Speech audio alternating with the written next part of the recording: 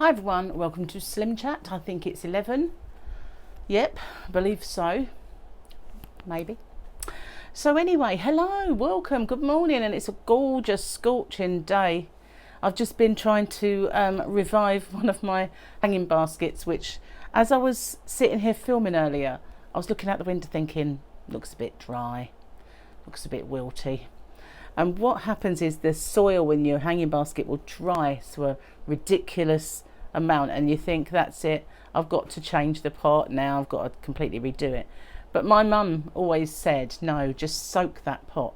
So what she used to do is get a bucket of water and just immerse the pot in it, and then just let it sit there until that soil remembers what it is, and it absorbs all that water and becomes proper earth again. So that's what I'm doing. If that doesn't work, I'll repot the thing, but I don't really want to if I don't have to. So I'm just doing my mum's old immersing the pot trick to see if it works. But if it's dry at the front, that means it'll be dry at the back. So we'll have to really give it a good watering tonight.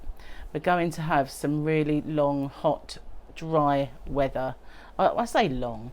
I don't know how long it'll be, but I know it's going to be really dry. So I'm being distracted because there's a crane in my neighbour's garden, and picking something up, putting it on the back of the, or delivering something.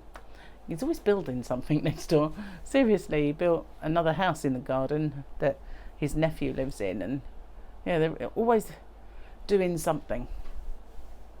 So anyway, I think if it wasn't for him always being busy and doing something, this road would be atrocious, because he's always been the one that hired diggers and filled in holes and made it a little bit better than it is. So thank goodness for him, really. But he's got arthritis these days, so he does a lot less.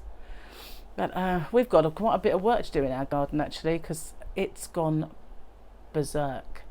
And this little hedgerow, as we walk out the door, on the right hand side there's how beautiful when they're looked after, but we've got some really lovely climbing roses, and I want to call it a hebe, but I don't think it might be, or it might be something else. His name I can't pronounce, beginning with E. But it's got lovely light green, almost yellow leaves, and it's really, really bushy. So there's a rose on either side of them, and then there's lilac tree, but there's these other tall trees at the back, or tall, and it is getting out of hand. So it's now, if we don't lop it down soon, it's going to be major work to get rid of it. And on the side near the door there is also one that's gone a bit crazy and tall.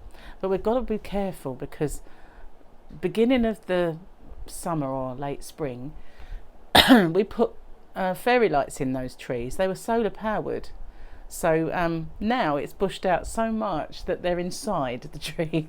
So we're going to have to try not to cut the wires, and sort of tease them out and put them back on once it's all done. But of course didn't really want to start chopping away at it until it had finished flowering, because they're all so pretty, and there's so much stuff that lives in there. We've got birds galore in there, a hedgehog lives in there, but when we put some mealworm in the bird feeder out there, we found a little rat this big getting in and out of our little hedgerow, and so we thought, don't really want you, mate. So we've stopped putting the bird feeder at the front, but he was a kind of a new occurrence, but he is a baby one. So hopefully, not seen him since, so hopefully he's moved on. Move along, not welcome here. It's funny how some little critters are welcome and other little critters are just not. Like, I don't mind moths, but you know how I feel about spiders. Yes, so it's weird, isn't it, that rats and spiders are just not welcome little thing. He was so cute though. He was only about this big.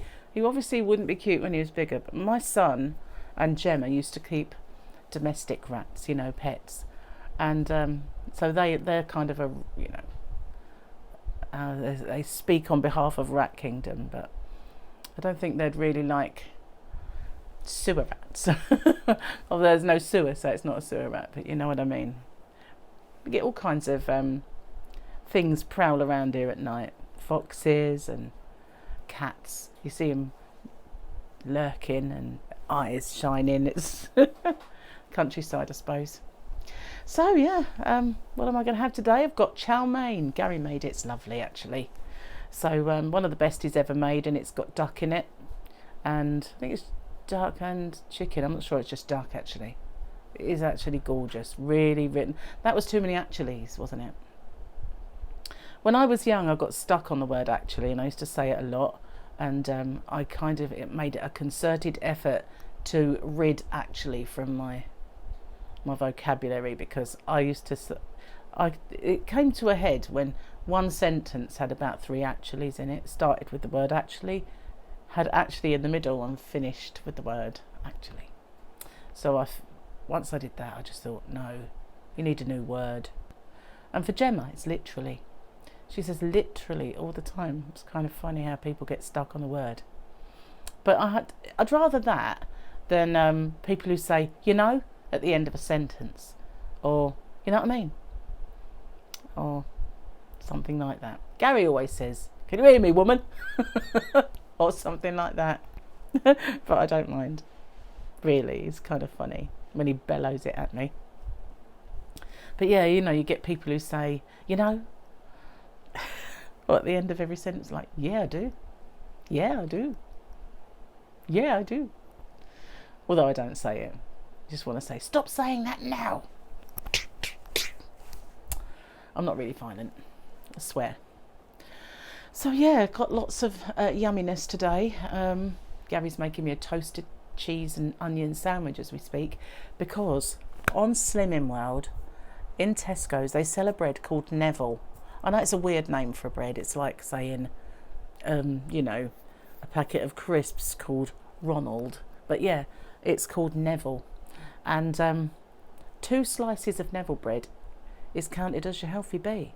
Whereas and it's proper full-size slices of bread, which is amazing, because normally you get, you know, gluten-free rolls or something like that, which you can count. But very few breads of 2 slices will count as your healthy bee, and you'll have to sin it, you know, and have use part of your sin allowance, that means.